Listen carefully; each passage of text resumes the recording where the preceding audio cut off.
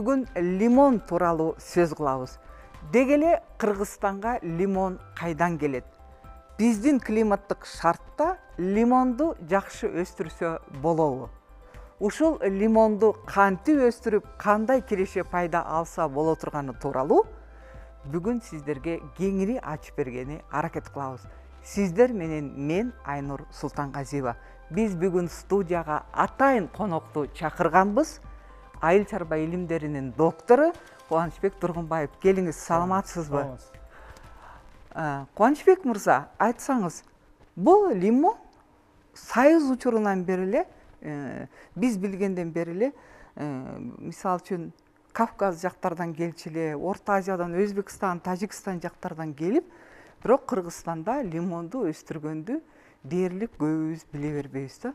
Бул лимонду өзү кантип өстүрүш керек? Эгерде өстүрө турган болсо да Кыргызстанда. Бизде Кыргызстанда жанакы биздин ТЭЦтин тегерегинде ошол жерде тепличное хозяйство болгон, ошол жерде ошонун ичиндеги өстүрүшкөн.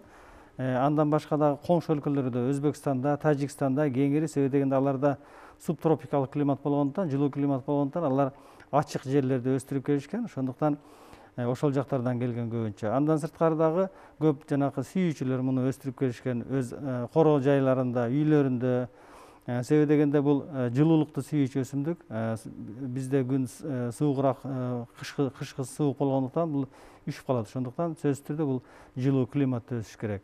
Ушул лимонду калемчесинен дагы өстүрсө болобу? Же болбосо жалаң эле көчөтүнүн же уругунан өстүрүш керекпи?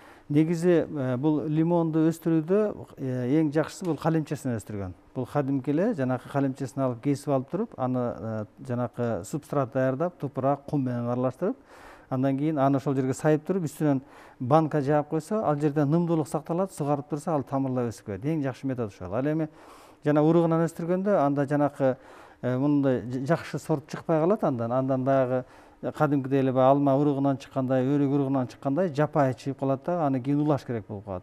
Эң жакшы ошо калемче менен өстүргөн эң жакшы деп саналат. Канчалык лимон адамга пайдалуу? Бул лимон өсүмдүгү адамга өзүнүн пайдалуулугу менен абдан белгилүү. Бул 12-чи кылымдан бери эле бул дүйнө жүзүндө белгилүү болуп келген. Бул Индия, Кытай, Америка өлкөлөрүндө аябай көп өстүрүп келген. Негизинен бул составында витамин Сны камтыйт. Андан сырткары бул адамдын организминдеги иммунитетти күчтөндүрүүгө жакшы таасир тийгизет. Ал эми иммунитет адамда күчтүү болгондон кийин ал жанакы азыркыдай чыгып жаткан ооруларга жанакы туруктуулугу адамдын организмине арттырат. Лимонду колдонууда бул жанакы бал, анан имбир, анан лимонду аралаштырып туруп колдонгондо дагы адамга аябай жакшы иммунитетти жогорулатып, ушул жанакы оору, сыркоолордун баардыгына жакшы туруктуулук берүүгө жакшы өбөлгө түзөт. Ошондуктан бул лимонду андан башка дагы көп касиеттери бар. Бул баягы мисалы үчүн адам жанакы жүрөктө иштөө системасына, ошондой эле жанакы жүрөктө мунун составында калий болгондуктан калий жакшы таасир этет. Андан кийин жанакы адамда тамак сиңирүүнү жакшыртат. Ошондой эле бул лимондун дагы бир өтө касиети, жанакы биз тамактанганда кээ бир ошо тамактанган нерселер организмден иштелбей эле чыгып кетет. Ал эми буну жанакы маңызын колдонуп ичип, чай менен же суу менен ичкенде ошол жанакы ичкен тамак заттын ошондогу составындагы микроэлементтерди организмге алуусун дагы бул аябай жакшыртат. Ар бир адамга же балага нормасы барбы? Канча жесе болот? Мында 100 грамм ошо лимондо 29 калория болот экен. Эгерде буга кантты кошуп жесе, жана кум шекерди кошуп жесе, анда ал 10 эсе көбөйөт экен. Где-то 209 калорияга чейин көбөйөт экен кант менен кошуп жегенде. Ошондуктан муну өтө көп да колдонуп жүргөн болбойт. Мисалы үчүн 3 жашка чейинки балдарга көп колдонгон болбойт.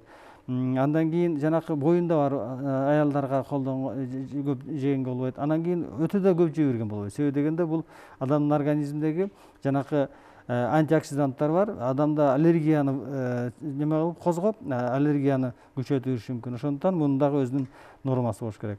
Андан сырткары муну колдонгондо жанакы тиштин эмальдарын бузушу мүмкүн. Ошондуктан муну ичип жеп колдонгондон кийин оозду баягы суу менен чайкап, андан кийин жанагы чайкап коюш керек. Себеби дегенде мунун лимондук кислотасы ошол кээ бир ушундай күчтүү касиеттери бар. Кан басымын төмөндөтүп, баш ооруганды айыктырат дейт. Ушул чынбы же кандай?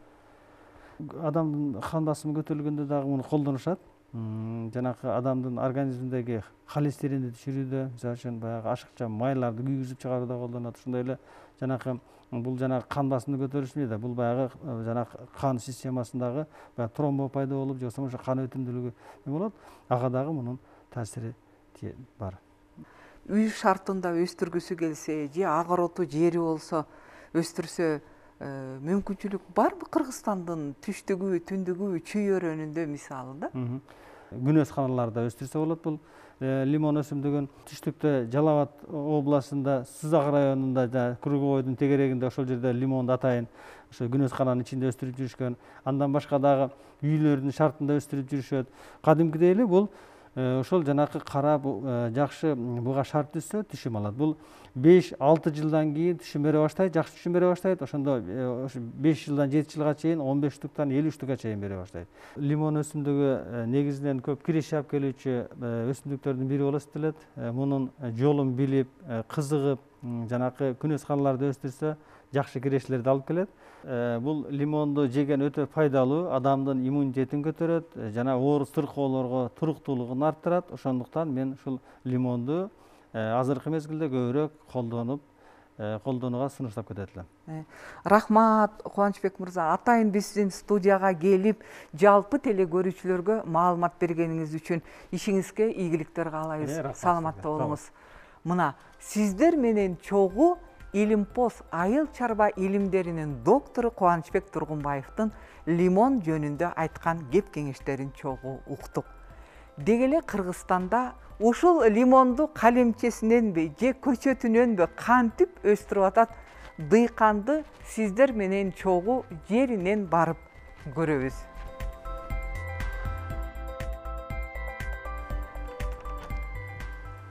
Саламатсызбы, Козбек мырза? Сизди ушул атайын лимондордун жакшысын өстүрүп атат деп угуп келдим. Көрсөтсөңүз, кандай лимондор? Кириңиз андай көрсөтөйүн. Канча соттук жерге? 42 соткада жерде жайгашкан лимон. Жакшы. 1 жылдык лимондор. 1 жылдыктар, моңулар. Ошондо көчөтүнөн отургуздуңузбу же ургунанбы? Көчөтүнөн отургузулган бул. Көчөтүн каяктан алып келдиңиз? Көчөтүн Өзбекстандан келген. Ташкентский сорт. Атайын ошол жактан алып келиптирсиз да, Атайын заказ берип алып келдиргенбиз. Бул лимондун сорту кандай аталат? Эмне деген сорт? Ташкентский мейер деген сорт. Ошондо бул Козбек лимондор 1 жылда канча жолу түшүм берет? 1 жылда өзү 3 жолу алса болот экен түшүмдү. Түйгөндөн кийин канча күндөн кийин, канча айдан кийин бышат? 6 айдан кийин бышат экен. Гүлдөгөндөн кийин. Гүлдөгөндөн кийин, Түйүп баштагандан кийин 6 ай, жарым жыл болот экен да ошондо. Жарым жыл болот экен.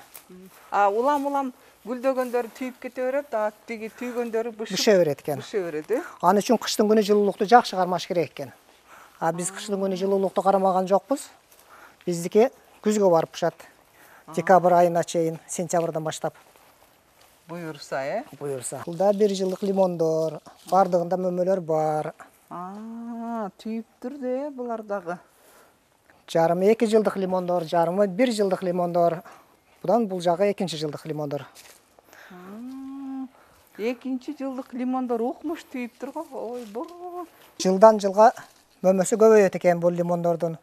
Ошо Ташкентский сорт, Ташкентский мейер деген сорт. Мейер деген сорт. Карасаңар укмуш. Бир эле шагында, мынакей, бул жерде жийиттүү, могу жагында да бар экен. Бул жакта 3 экен.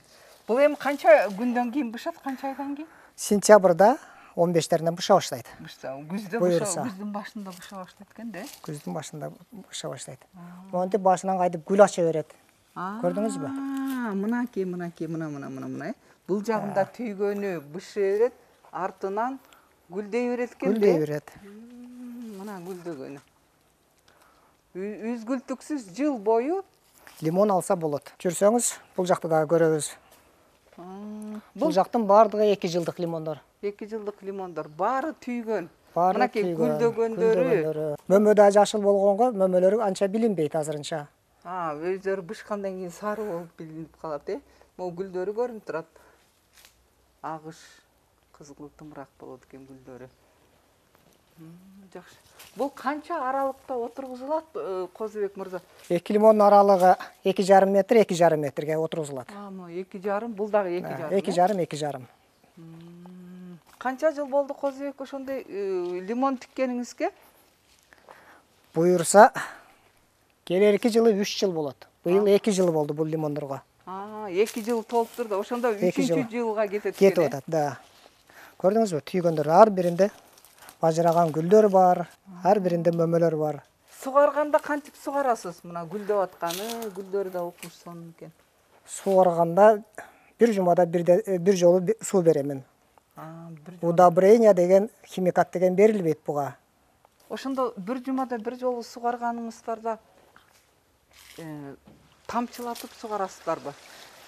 Тамчылатып сугарабыз, шланга менен суу коебуз, арыктан тартырып. Сууну жылуу бересиздерби же муздак бересиз? Жок, арыктан эле алып беребиз. Кыштын күнү сугарылбайт. Кыштын күнү лимонго таптакыр суу берилбейт. Суу берилбейт. Күнөсканаңыздын ичи канча градус? Мына сизден да тер кетип атат, менден дагы, операторлордон дагы баарыбыз тер деп атабыз да. Азыр күнөскананын ичи жок дегенде 40ка жакын. Козубек мырза, ушул 42 соттук жериңизге канча түп лимон отургузгансыз? 42 сотка жерге 500 штук лимон отургузулган. Бул жердеги лимондор үзгүлтүксүз берип турабы, кышта от жагасыздарбы же жакпайсыздарбы? Кыштын күнү биз экономдоп отту жакпадык. Ошого байланыштуу биринин артынан бири мөмө бербеди. Кыштын күнү от жага турган болсом мен, бул кыштын күнү дагы гүлдөп мөмө бермек. Азыр данный момент пышып калмак мөмөлөрүбүз. Азырынча жазда гүлдөгөн мөмөлөр турат бул. Адан кийин гүлдөп атат, көрүп атасыз. Андан кийинкилери түйүп атат, Адан кийинкилер түйүп атат. Лимон өстүргөн оор бекен, кыйын бекен? Мына 3-жыл кетти деп атасыз. 3 жыл башта биринчи жолу отургузгам лимонду, көрүп атасыз мына. Помидор отургузгам мынага чейин. Помидорду ограганда лимондун түйшүгү азыраак экен. Азыраак, Анан ушу мынакей сиздин артыңызда, алдыңызда бүт бар эле лимондордо булар ооруган жокпу? Бул лимондорго биринчиден оору тийбейт экен. Курт кумурска да жебейт экен буну лимонду. Отургузуп коет экенсиң, өсө берет экен.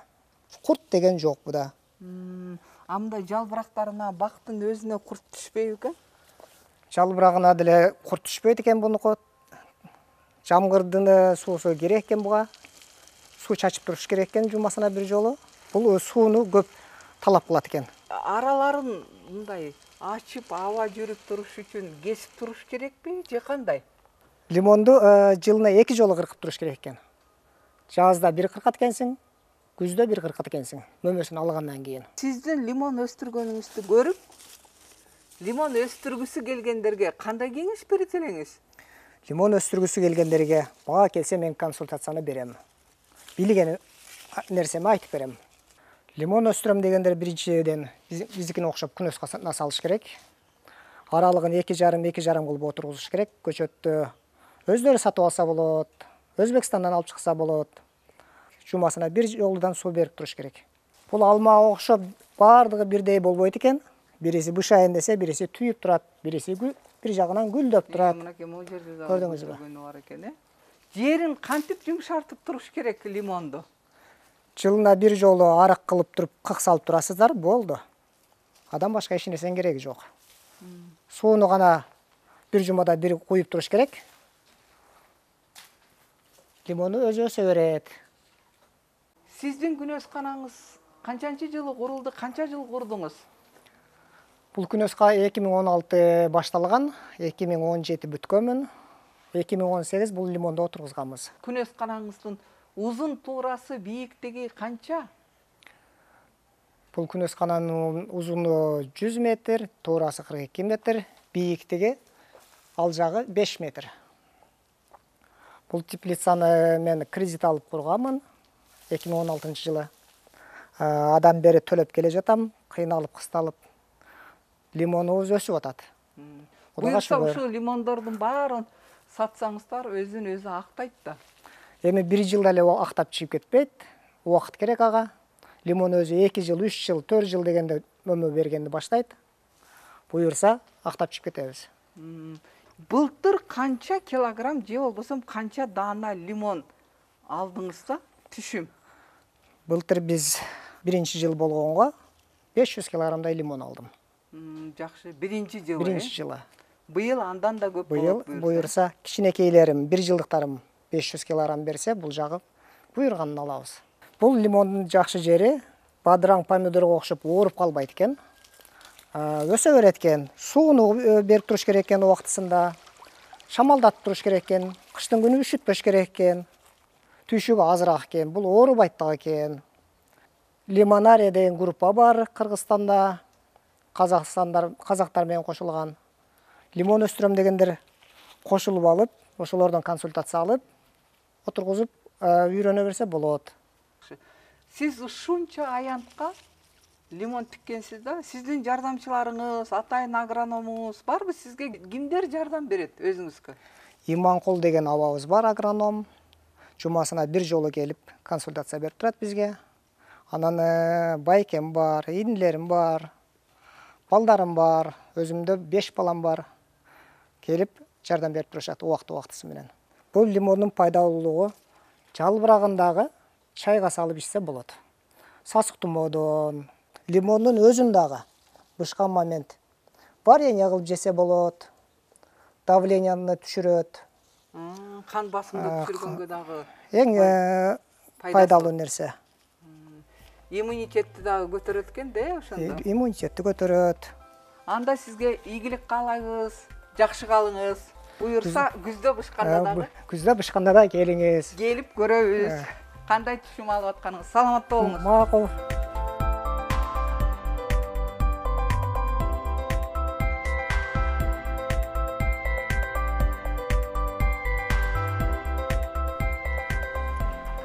Мына сиздер менен чогуу 40 сотуктан ашык жерге отургузуп лимонду жакшы өстүрүп мөмө алганы даярданып аткан дыйканды чогуу көрдүк. Деги эле кимде ким мээнет кылгысы келсе, ошондой үлүш жери болсо, күнөскананын ичинде болобу, же болбосо үй шартында болобу, теплицанын ичинде деле ошол лимонду көчөтүнөн же болбосо калемчесинен өстүрүп алса болот. Эң негизгиси мээнет кылганды сүйүш керек. Кааласаңыз уругунан же болбосо көчөтүнөн, калемчесинен дагы отургузуп, лимонду өстүрүп, андан жакшы киреше пайда алса дагы болот, жакшы түшүм алып сатып, үй бүлөңүзгө кошумча пайда келтирсеңиз дагы болот. Сиздер бүгүн Агрочарба программасынан пайдалуу кеңештерди уктуңуздар, өзүңүздөргө керектүү маалыматтарды алдыңыздар деп ойлойм. Алып барган мен Айнур Султангазиева болдум. Саламатта болуңуздар.